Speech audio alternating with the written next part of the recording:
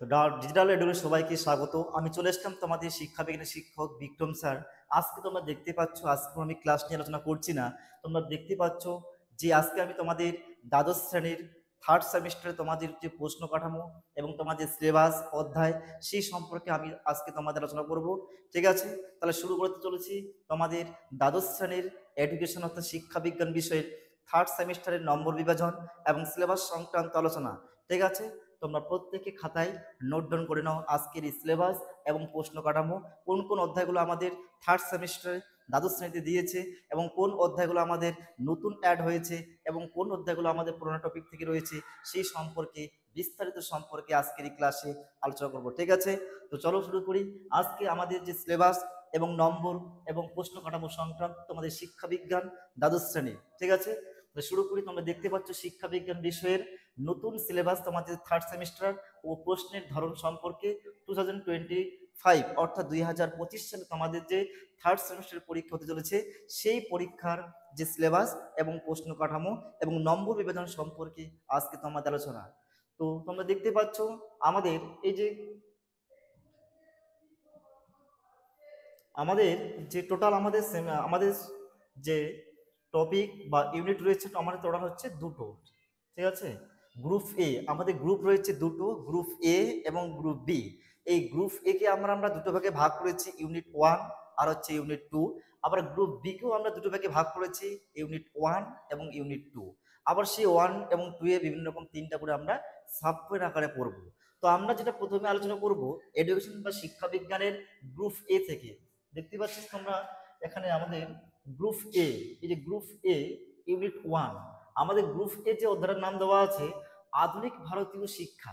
এই যে আধুনিক ভারতীয় শিক্ষা, এই যে আমাদের মেন অধ্যায় হচ্ছে আধুনিক ভারতীয় শিক্ষা। এখান থেকে আমরা ইউনিট 1 অর্থাৎ স্বাধীনতার পরবর্তী সময়ে ভারতীয় শিক্ষা ব্যবস্থা যে সমস্ত শিক্ষা কমিশনগুলো স্বাধীনতার পরে আমাদের অ্যাড হয়েছে সেই সম্পর্কে আমরা পড়ব। তো আমাদের এই যে গ্রুপ এ ইউনিট 1 এর আমরা তিনটা সাব পয়েন্ট পড়বো, 1, 2, 3। ঠিক আছে, এই 1 এ আমরা কি পড়বো? 1 এ পড়বো আমরা স্বাধীন ভারতের শিক্ষা কমিশন, অর্থাৎ ভারতবর্ষ কবে স্বাধীন হয়েছে। তোমরা কি প্রত্যেকে জানো যে ভারতবর্ষ স্বাধীন হয়েছে 1947 সালে 15ই আগস্ট। আর তারপরে আমাদের যে প্রথম শিক্ষা কমিশন হচ্ছে স্বাধীন ভারতের প্রথম শিক্ষা কমিশন হচ্ছে বিশ্ববিদ্যালয় শিক্ষা কমিশন। তোমরা দেখো যে 1947 সালে আমাদের দেশ যখন স্বাধীন হয়, অর্থাৎ তারপরে যে শিক্ষা কমিশন 1948 থেকে 1949 এই প্রথম শিক্ষা কমিশন, তার জন্য এখানে বলছে যে স্বাধীন ভারতের প্রথম শিক্ষা কমিশন হচ্ছে আমাদের বিশ্ববিদ্যালয় শিক্ষা কমিশন। আর এই বিশ্ববিদ্যালয় শিক্ষা কমিশন অপর একটা নাম রয়েছে রাধাকৃষ্ণন শিক্ষা কমিশন। তাহলে আমরা এই প্রথমত থেকে কি পড়বো? বিশ্ববিদ্যালয় শিক্ষা কমিশন পড়বো, তারপর পড়বো মাধ্যমিক শিক্ষা কমিশন, তারপরে পড়বো আমরা ভারতীয় শিক্ষা কমিশন। এবার এই যে বিশ্ববিদ্যালয় স্বাধীন ভারতের প্রথম শিক্ষা কমিশন, তারপরে যে শিক্ষা কমিশন রয়েছে আমাদের মাধ্যমিক শিক্ষা কমিশন, এই সালটা রয়েছে 1952 থেকে 1953 সালে এটা গঠিত হয়েছে 1952 এবং সেটা কার্যকরী হয় 1953 সালে। তারপরে এই যে মাধ্যমিক শিক্ষা কমিশন, এর কিন্তু একটা অপর নাম রয়েছে, তার নাম হচ্ছে মোদালের শিক্ষা কমিশন। আর এই মোদালের শিক্ষা কমিশনের সভাপতির নাম ছিলেন ডক্টর লক্ষণ স্বামী মোদালিয়ার। তিনি ছিলেন মাদ্রাসা বিশ্ববিদ্যালয়ের অধ্যাপক। তারপরে আমরা 3 নম্বর যেটা পড়ব ভারতীয় শিক্ষা কমিশন। এই ভারতীয় শিক্ষা কমিশনের সময়সীমা হচ্ছে 1964 থেকে 1966, অর্থাৎ 1964 থেকে 1966 সালে এই যে ভারতীয় শিক্ষা কমিশনটা গঠিত হয়েছে। এই ভারতীয় শিক্ষা কমিশনের সভাপতির নাম ছিল ডক্টর DS কোঠারি।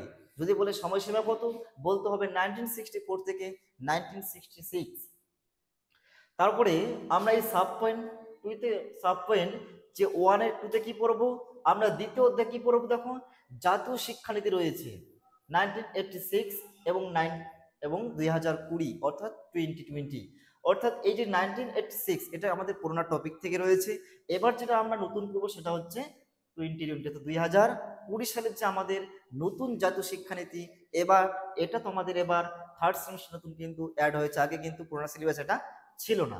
তো এখান থেকে আমরা পড়বো যে জাতীয় শিক্ষানীতি, অর্থাৎ 1986 সালে জাতীয় শিক্ষানীতি ছিল, সেই শিক্ষানীতি সম্পর্কে আমরা এই ক্লাসে আলোচনা করব। তারপরে আমরা জানবো জাতীয় শিক্ষানীতি 2020 2020 সালে যে জাতীয় শিক্ষানীতি নতুন আমাদের সিলেবাসে অ্যাড হয়েছে সেই সম্পর্কে আমরা নেক্সট ক্লাসে কিন্তু আলোচনা করব। এবার আমাদের এই যে ইউনিট গ্রুপ এ ইউনিট 1 এর সাব পয়েন্ট 3 তে কি রয়েছে, অনুন্নত শ্রেণীর শিক্ষা সমস্যা, যেমন নারী শিক্ষার সমস্যা রয়েছে, তপশিলি জাতির শিক্ষার সমস্যা রয়েছে, তপশিলি উপজাতির শিক্ষার সমস্যা রয়েছে, তারপর অনগ্রসর বা সংখ্যালঘুদের শিক্ষা রয়েছে, তারপর অর্থনৈতিকভাবে যারা পিছিয়ে পড়ছে, তারা দুর্বল শিক্ষার্থী, সেই সম্পর্কে আমরা কিন্তু এই তৃতীয় সাব ইউনিটে কিন্তু আমরা আলোচনা করব। তাহলে উন্নত যারা পিছিয়ে পড়ছে, আর্থিক দিক থেকে দুর্বল, নারী শিক্ষার সমস্যা, তপশিলি জাতি, তপশিলি উপজাতি, ওবিসি অর্থাৎ আদার্স ব্যাকওয়ার্ড ক্লাস, আর অনুন্নত শ্রেণীর সমস্যা, যারা আর্থিক দিক থেকে পিছিয়ে পড়েছে, শিক্ষাক্ষেত্রে পিছিয়ে পড়েছে, সেই সমস্ত শিক্ষা সম্পর্কে তাদের কিভাবে শিক্ষা প্রদান করতে হবে সেই সম্পর্কে আমরা কিন্তু এই যে আমাদের ইউনিট 1 এর যে থার্ড সাব পয়েন্ট রয়েছে, তৃতীয় সাব পয়েন্ট, সেই সাব পয়েন্ট আমরা কিন্তু জানবো। এবার জানবো আমরা গ্রুপ এর ইউনিট 2 অর্থাৎ গ্রুপ এর ইউনিট 2 এর সাব পয়েন্ট আমরা 1 এ কি জানবো আমরা। এখান থেকে আমরা মেন 5টা টপিক সম্পর্কে আমরা এখান থেকে জানবো। তোমরা দেখতে পাচ্ছ যে মহান শিক্ষাবিদ এবং তাদের শিক্ষার অবদান, যে সমস্ত মহান শিক্ষাবিদ ছিল আমাদের, সেই মহান শিক্ষাবিদ তারা শিক্ষাক্ষেত্রে আমাদের কিভাবে অবদান রেখে গেছেন, তারা কি কি শিক্ষা সম্পর্কে তারা কি বলেছেন, শিক্ষার লক্ষ্য প্রসঙ্গে তারা কি বলেছেন, শিক্ষক সম্পর্কে তারা কি বলেছেন, এবং শিক্ষণ পদ্ধতি সম্পর্কে কি বলেছেন, কারিকুলাম অর্থাৎ পাঠ্যক্রম সম্পর্কে কি বলেছেন, সে সম্পর্কে বিস্তারিত আমরা পরবর্তী ক্লাসে জানবো। তো আমরা এখান থেকে কি করব, এই যে গ্রুপ এ ইউনিট 2 আমরা কি জানবো, এখানে জানবো যে মহান শিক্ষাবিদ এবং তাদের শিক্ষার যে অবদান রেখেছিল সেগুলো সম্পর্কে জানবো। প্রথমে আমরা করব রবীন্দ্রনাথ ঠাকুর সম্পর্কে জানবো, তিনি শিক্ষার লক্ষ্য প্রসঙ্গে কি বলেছেন, পাঠ্যক্রম প্রসঙ্গে কি বলেছেন, শিক্ষার লক্ষ্য প্রসঙ্গে কি বলেছেন, পাঠ্যক্রম, শিক্ষক, কারিকুলাম সম্পর্কে কি বলেছেন, সেগুলো সম্পর্কে আমরা বিস্তারিত আলোচনা করব। তারপরে আমরা জানবো স্বামী বিবেকানন্দ, এই যে মহান শিক্ষাবিদ স্বামী বিবেকানন্দ, এর বৃত্তান্ত আমরা করব। তারপরে রয়েছে আমাদের মহাত্মা গান্ধী, তারপর হচ্ছে 4 নম্বর হচ্ছে জ্যাক রুসো রয়েছে, তারপর হচ্ছে আমাদের জন ডিউ। এই যে জ্যাক রুসো এবং জন ডিউ এটা আমাদের সিলেবাসে কিন্তু নতুন অ্যাড হয়েছে। আর রবীন্দ্রনাথ ঠাকুর, স্বামী বিবেকানন্দ, মহাত্মা গান্ধী এগুলো কিন্তু আমাদের পুরোনো সিলেবাসে ছিল। তাহলে নতুন আমাদের অ্যাড হয়েছে কোনটা, জ্যাক রুসো আর হচ্ছে আমাদের জন ডিউ। বুঝতে পারলাম, এটা আমাদের নতুন অ্যাড হয়েছে। তাহলে এবার চলে যাব আমরা গ্রুপ বি। এই গ্রুপ বি আমাদের যে গ্রুপ বি রয়েছে, সেই গ্রুপ বি অধ্যায়ের নাম হচ্ছে আধুনিক শিক্ষায় সাম্প্রতিক প্রবণতা এবং সমস্যা। আধুনিক শিক্ষায় সাম্প্রতিক প্রবণতা ও সমস্যা, এই যে আমাদের অধ্যায় রয়েছে, এখান থেকে আমরা কি পড়বো তোমরা জানো, এখান থেকেও আমাদের 3টা কিন্তু আমাদের সাব পয়েন্ট পড়তে হবে, অর্থাৎ গ্রুপ বি ইউনিট 1, এই ইউনিট 1 এর আমাদের কিন্তু 3টে সাব পয়েন্ট পড়তে হবে। তো প্রথমেই যে আমাদের সাব পয়েন্ট ইউনিট 1 এ রয়েছে অন্তর্ভুক্তিমূলক শিক্ষা, অর্থাৎ কি করে যারা পড়াশোনা ছেড়ে দিয়েছে তাদেরকে আর কি করে শিক্ষাতে আওতায় আনা যায়, আবার তাদের উচ্চশিক্ষা শিক্ষিত করা যায়, সেই সম্পর্কে আমরা এই অধ্যায়টা জানতে পারবো। এখানে দেওয়া আছে 5ম অধ্যায় বিভিন্নতার ভাবে সক্ষম শিশু শিক্ষা, অর্থাৎ যারা প্রতিবন্ধী শিশু, যারা কথা বলতে পারে না, হাঁটতে পারে না, অন্ধ, দৃষ্টিহীন, অর্থাৎ কথা বলতে পারে না, সেই সমস্ত শিশুদের শিক্ষণ পদ্ধতি সম্পর্কে আমরা জানবো, তাদেরকে কি করে শিক্ষা প্রদান করা হয়, তাদের শিক্ষা সমস্যা কি, তারা কিভাবে শিক্ষা গ্রহণ করে এবং শিক্ষা গ্রহণ করে তারা পরবর্তী তারা কি প্রতিক্রিয়া করবে, সেই সম্পর্কে আমরা এখানে জানবো। প্রথমে আমরা জানবো যে বিভিন্নতা হবে সক্ষম শিশুদের অর্থ এবং ধারণা জানবো।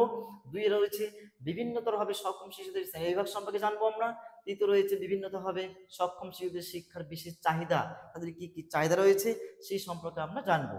এবার আমাদের এই যে গ্রুপ বি ইউনিট 1 এর সাব পয়েন্ট 2 তে কি পড়বো আমরা, সাব পয়েন্ট 2 তে পড়বো যে প্রতিবন্ধী শিশুদের শিক্ষামূলক কর্মসূচি, যেমন দৃষ্টিহীন যারা চোখে দেখতে পারছে না তাদের শিক্ষা সম্পর্কে আমরা পড়বো। তারপর হচ্ছে শ্রবণ, যারা কানে শুনতে পায় না, এই শ্রবণ প্রতিবন্ধী শিশুদের শিক্ষা সংক্রান্ত আমরা কিন্তু এখানে বিস্তারিত আমরা কাকে বলে এবং তার শ্রেণী বিভাগ এবং তাদের শিক্ষা উদ্দেশ্য, তারা কিভাবে শিক্ষা গ্রহণ করে সেই সম্পর্কে আমরা জানবো। 3 নম্বরে রয়েছে অটিজম বা এই আত্মলীলতা বা এই আত্মমগ্নতা, যে সমস্ত শিশুরা অটিজম সেই সমস্যায় ভুগছে সেই সম্পর্কে তাদের উদ্দেশ্য, তাদের কিভাবে শিক্ষার আওতায় আনা যায় সেই সম্পর্কে আমরা বিস্তারিতভাবে এই টপিক আলোচনা করব। তারপরে রয়েছে আমাদের শিক্ষণ অক্ষমতা, যে সমস্ত শিশুগুলো শিক্ষণের ক্ষেত্রে কি অক্ষমতা রয়েছে সেই সম্পর্কে আমরা জানবো। তারপর রয়েছে আমরা বুদ্ধি, এই যে বুদ্ধিবৃত্তি অক্ষমতা, যাদের বুদ্ধির সংখ্যা বিভিন্ন রকম অক্ষমতা রয়েছে শিক্ষাক্ষেত্রে, যারা ঠিকঠাকভাবে স্মৃতিতে মেমোরি ধরে রাখতে পারে না, সেই সম্পর্কে আমরা এই টপিকে জানবো। তাহলে এটা হচ্ছে আমাদের group B unit 1 sub point 1 2, আর একটা এখানে group B sub unit 1 sub point রয়েছে, সেটা হচ্ছে আমাদের সপ্তম, অর্থাৎ অন্তর্ভুক্তিমূলক শিক্ষা ও অন্তর্ভুক্তিমূলক সমাজ গঠন। এখানে রয়েছে অন্তর্ভুক্তিমূলক শিক্ষার অর্থ করতে হবে, অন্তর্ভুক্তিমূলক শিক্ষার যে গুরুত্ব, অর্থাৎ কি করে একটা শিক্ষার্থী যা বিভিন্ন কারণবশত পড়াশোনা থেকে বঞ্চিত হয়ে শিক্ষা থেকে দূরে চলে গেছে, তাদেরকে আবার সেই শিক্ষায় আনা যায়, আবার তাদের সুশিক্ষা প্রদান করা যায়, সুশিক্ষা প্রদান করে তাদের দেশের এবং সমাজে তারা যাতে বৃহৎ কাজে তারা অংশগ্রহণ করতে পারে, সেই সম্পর্কে আমরা এই টপিকে জানবো। তৃতীয়তে কি পড়বো, অন্তর্ভুক্তিমূলক শিশুদের শিক্ষার যে বাধা।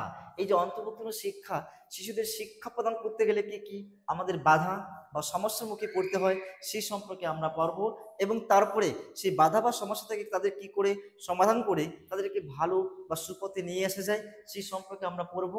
তারপরে 4 নম্বরে পড়বো আমরা এই যে অন্তর্ভুক্তিমূলক সমাজ গঠনে নিয়ন্ত্রিত এবং অনিয়ন্ত্রিত যে সংস্থার যে ভূমিকা রয়েছে। এই অন্তর্ভুক্তিমূলক সমাজ গঠনে নিয়ন্ত্রিত এবং অনিয়ন্ত্রিত শিক্ষা ব্যবস্থা আমরা ক্লাস 11 পড়েছিলাম, যে নিয়ন্ত্রিত অনিয়ন্ত্রিত প্রভাবিত সেই শিক্ষা সম্পর্কে। সেই শিক্ষার মাধ্যমে কি করে একটা ব্যক্তি বা একটা শিশুকে বা একটা শিক্ষার্থীকে কি করে আমরা এই অন্তর্ভুক্তিমূলক শিক্ষার আওতায় আনতে পারি, সেই সম্পর্কে আমরা এখানে জানবো। তাহলে এবার আমাদের গ্রুপ বি ইউনিট 1 এর 3টে সাব পয়েন্ট আমরা পড়লাম। এবার গ্রুপ বি এর আমরা ইউনিট 2 এর সাব পয়েন্ট পড়বো। এবার গ্রুপ বি ইউনিট 2 এর যে সাব পয়েন্ট আমরা পড়বো 3টা। আমাদের গ্রুপ বি এর যে আমাদের যে অধ্যায়ের নাম হচ্ছে আধুনিক শিক্ষা সাম্প্রতিক প্রবণতা এবং সমস্যা। এটা হচ্ছে আমাদের অধ্যায়ের নাম, কি রয়েছে, আধুনিক শিক্ষা সাম্প্রতিক প্রবণতা এবং সমস্যা। এটা হচ্ছে আমাদের মেন অধ্যায়। এখান থেকে আমরা ইউনিট 2 এর আমরা 3টে সাব পয়েন্ট পড়বো।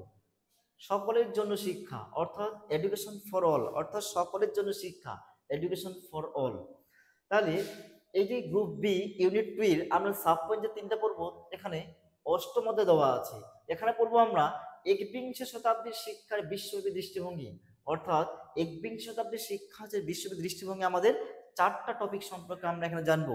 প্রথমে আমরা জানবো যে শিক্ষা বিশ্বব্যাপী দৃষ্টিভঙ্গি, তারপর রয়েছে আমাদের ডেলার্স কমিশন, শিক্ষার যে 4টি ভিত্তি ছিল। তারপর হচ্ছে 3য় নম্বর হচ্ছে আন্তর্জাতিক কমিশনের শিক্ষার ভবিষ্যৎ দৃষ্টিভঙ্গি। এই যে টপিকটা দেখতে পাচ্ছি আমরা, ডেলার্স কমিশন শিক্ষার যে 4টি ভিত্তি বলেছেন, 4 পিলার্স অফ লার্নিং। একটা ডেলার্স কমিশন বলেছেন যে শিক্ষার 4টি স্তম্ভ রয়েছে বা শিক্ষার 4টি উদ্দেশ্য রয়েছে। এই 4টা উদ্দেশ্য আমি একবার রিপিট করছি। একটা হচ্ছে আমাদের জানার জন্য শিক্ষা, একটা হচ্ছে আমাদের অভিজ্ঞতা বা জ্ঞান অর্জনের জন্য শিক্ষা, আরেক অভিজ্ঞতা বা জানার জন্য শিক্ষা, আরেকটা হচ্ছে কাজ করার জন্য শিক্ষা, আরেকটা হচ্ছে একত্রে বসবাস করার জন্য শিক্ষা, আরেক নাম্বার হচ্ছে প্রকৃত মানুষ হওয়ার জন্য শিক্ষা। এই 4টা টপিক সম্পর্কে আমরা, এই ডেলার্স কমিশন যে 4টা টপিক সম্পর্কে বলেছেন, এই 4টা টপিক সম্পর্কে আমরা বিস্তারিতভাবে আলোচনা করব। তারপরে হচ্ছে আন্তর্জাতিক কমিশনের শিক্ষার যে ভবিষ্যৎ দৃষ্টিভঙ্গি, অর্থাৎ আন্তর্জাতিক, অর্থাৎ দেশ থেকে যেটা আন্তর্জাতিক, সেই আন্তর্জাতিক শিক্ষা যে কমিশনে শিক্ষার সে ভবিষ্যৎ দৃষ্টিভঙ্গি, ভবিষ্যৎ পরিকল্পনা সম্পর্কে আমরা এখানে আলোচনা করব। তারপর নবম অধ্যায় রয়েছে, কি রয়েছে, সকলের জন্য শিক্ষা, অর্থাৎ এডুকেশন ফর অল, ভারতের সর্বজনীন প্রাথমিক শিক্ষা।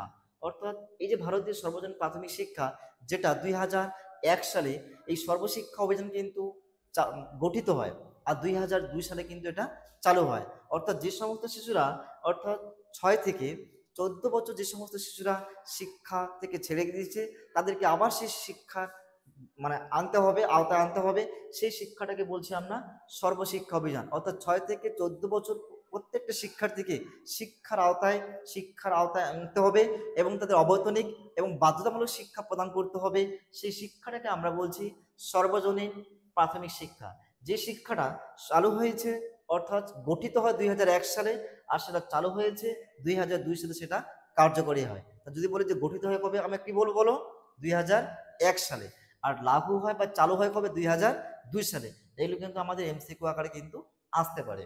এবার পড়বো আমরা দশম অধ্যায় পড়বো যে আধুনিক শিক্ষায় ইতিবাচক মনোবিজ্ঞানের যে দৃষ্টিভঙ্গি বা ভূমিকা রয়েছে, এই যে আধুনিক শিক্ষায় যে ইতিবাচক, বর্তমানে আমাদের সমাজ বিভিন্ন কুসংস্কারে, নেতিবাচক কুসংস্কারে ভরে গেছে। আর সেই সমস্ত শিক্ষা থেকে বেরিয়ে এসে একটা শিক্ষার্থী কি করে ইতিবাচক শিক্ষার মাধ্যমে তাকে ভালো পথে বা সুপথে নিয়ে যাওয়া যায়, সেই সম্পর্কে আমরা জানবো। এখানে জানবো আমরা ইতিবাচক মনোবিজ্ঞানের গুরুত্ব কি রয়েছে, 2 নম্বরে রয়েছে ইতিবাচক এবং মনোবিজ্ঞানের ধারণা কি রয়েছে, তারপর জানবো আমরা আধুনিক শিক্ষা ইতিবাচক মনোবিজ্ঞানের ভূমিকা রয়েছে। এই টপিকগুলো সম্পর্কে আমরা এখানে আলোচনা করব। তো এই হচ্ছে আমাদের দ্বাদশ শ্রেণীর 3rd সেমিস্টারের এডুকেশন বা শিক্ষা বিজ্ঞানের আমাদের যে সিলেবাস। অর্থাৎ তাহলে আমরা কি বললাম, আমাদের এই সিলেবাসটাকে আমরা মোট কটি গ্রুপে ভাগ করব, 2টি গ্রুপে ভাগ করব, গ্রুপ এ আর হচ্ছে গ্রুপ বি। গ্রুপ এর কিন্তু আবার 3টে সাব পয়েন্ট রয়েছে, বুঝা গেল? গ্রুপ এর 3টা সাব পয়েন্ট রয়েছে, ইউনিট 1 এর 3টে সাব পয়েন্ট। আবার গ্রুপ এ ইউনিট 2 এর কিন্তু আমাদের 3টে সাব পয়েন্ট রয়েছে। ঠিক একই রকম ভাবে গ্রুপ বি, এই গ্রুপ বি এর ইউনিট 1 এর 3টে সাব পয়েন্ট রয়েছে, গ্রুপ বি 2 এর কিন্তু আমাদের 3টে সাব পয়েন্ট রয়েছে। এই হচ্ছে আমাদের মোট 10টা অধ্যায় আমাদের এবার পড়তে হচ্ছে আমাদের দ্বাদশ শ্রেণীর শিক্ষা বিজ্ঞানের 3rd সেমিস্টারে।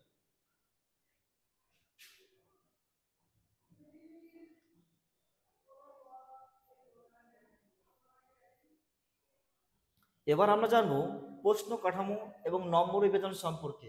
তোমরা প্রত্যেকে জানো যে দ্বাদশ শ্রেণীর শিক্ষা বিজ্ঞানে আমাদের এবার 3rd সেমিস্টারে কিন্তু আমাদের কয়টা এমসিকিউ থাকবে, 40টা এমসিকিউ থাকবে। এটা আমরা প্রথম থেকে পরীক্ষা দিয়ে আসি, 1st সেমিস্টার আমরা কিন্তু পরীক্ষা দিয়েছি, আমরা জেনে আসছি যে আমাদের 40টা কিন্তু আমাদের কি থাকে, এমসিকিউ থাকে।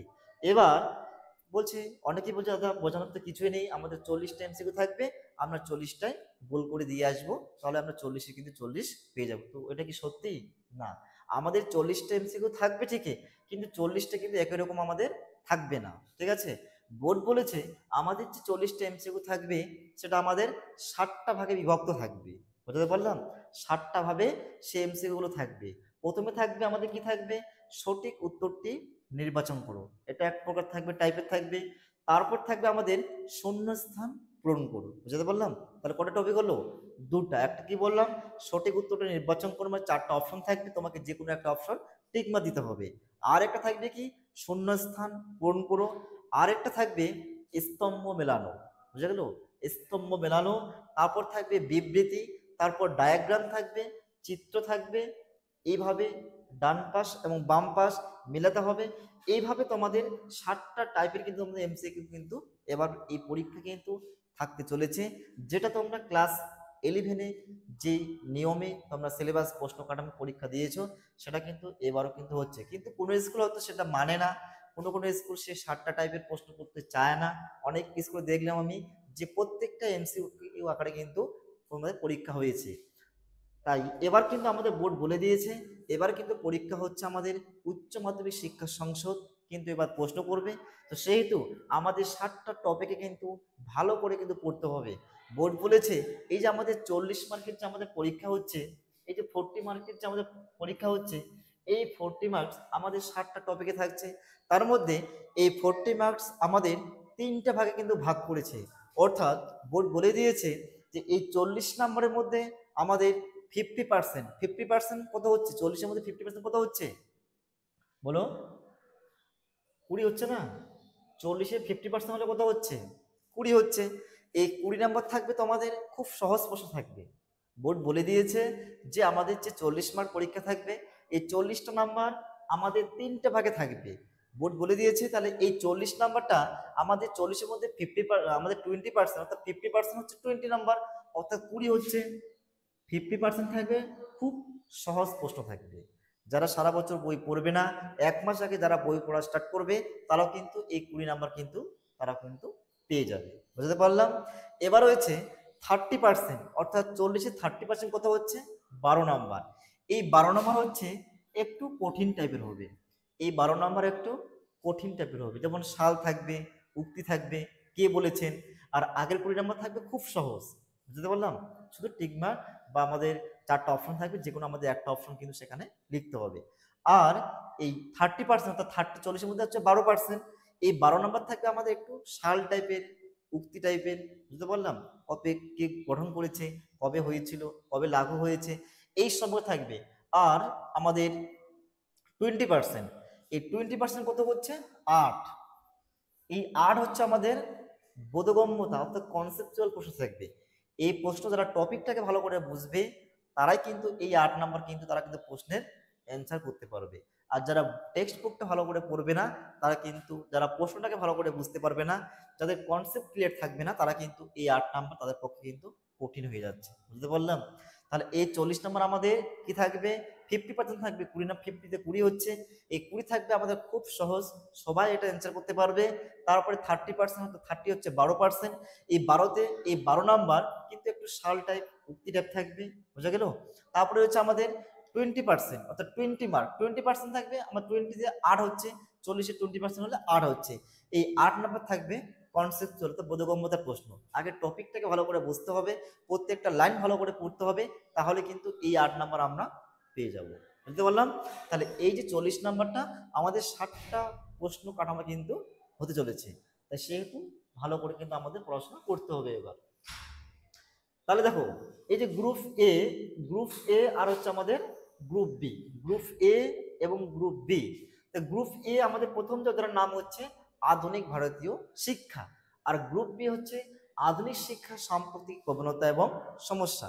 এটা হচ্ছে আমাদের মেন গ্রুপ এ আর হচ্ছে গ্রুপ বি। গ্রুপ এ আমরা আবার কটা দুটো সাব পয়েন্ট পড়েছিলাম, ইউনিট 1 ইউনিট 2। ইউনিট 1 এ 3টে সাব পয়েন্ট, আবার ইউনিট 2 এ 3টে সাব পয়েন্ট পড়েছিলাম। এবার গ্রুপ বি এখানেও ঠিক আমরা দুটো ইউনিটে ভাগ করেছিলাম, ইউনিট 1 ইউনিট 2। আবার ইউনিট 1 এ 3টে সাব পয়েন্ট ছিল, ইউনিট 2 এর 3টা সাব পয়েন্ট ছিল। মানে প্রত্যেকটা সাব পয়েন্ট যে আছে, এই যে গ্রুপ এ ইউনিট 1 ইউনিট 2, গ্রুপ এ ইউনিট 1 থেকে থাকবে আমাদের কত মার্ক, 10 নাম্বার থাকবে, বোঝা গেল? মানে প্রত্যেকটা থেকে আমাদের কিন্তু 10 মার্ক থাকবে। এগুলো তো আমরা ভাগ করে কত হচ্ছে, ইউনিট 1 কত হচ্ছে, ইউনিট 1 ইউনিট 2 থাকছে, মানে ইউনিট 1 থেকে 10 নাম্বার, আবার ইউনিট 2 থেকে 10 নাম্বার। ঠিক একই রকম ভাবে গ্রুপ বি, এখানে ইউনিট 1 আছে, ইউনিট 2 আছে, ইউনিট 1 থেকে থাকবে 10 নাম্বার, আবার ইউনিট 2 থেকে আমাদের 10 নাম্বার থাকবে। এইভাবে কিন্তু আমাদের 40 মার্কে কিন্তু প্রশ্নপত্র এবার কিন্তু হতে চলেছে। তাহলে এই যে আধুনিক ভারতের শিক্ষা ব্যবস্থা, এখান থাকবে আমাদের কত নাম্বার, 20, অর্থাৎ 20 নাম্বার থাকবে আমাদের প্রথম অধ্যায় অর্থাৎ গ্রুপ এ থেকে। আবার গ্রুপ বি আধুনিক শিক্ষায় সাম্প্রতিক প্রবণতা এবং সমস্যা, এখান থেকে থাকবে কত নাম্বার আমাদের, 20 নাম্বার। বুঝতে পারলাম? মানে গ্রুপ এ যে আধুনিক ভারতের শিক্ষা আছে, এখান থেকে থাকবে 20 নাম্বার, অর্থাৎ দুটো 56 আছে, যে দুটো 56 থেকে একটা করে কত করে থাকবে, 10 নাম্বার করে থাকবে, বুঝা গেল? প্রথম 56 10, তারপর পরে 56 কিন্তু 10। ঠিক একই রকম ভাবে আধুনিক শিক্ষা সাম্প্রতিক প্রবণতা এবং সমস্যা, এখান থেকে বুঝছেন দুটো 56 রয়েছে, একটা 56 থেকে 10 আর একটা 56 থেকে আমাদের 10 নাম্বার। তো এই হচ্ছে আমাদের 40 মার্কের যে প্রশ্নপত্র হতে চলেছে। আর 10 নম্বর তোমাদের কি থাকবে, প্রজেক্ট থাকবে। বুঝতে পারলাম? আমাদের এমসিকিউ থাকবে আমাদের 40 মার্ক অর্থাৎ 40 মার্ক।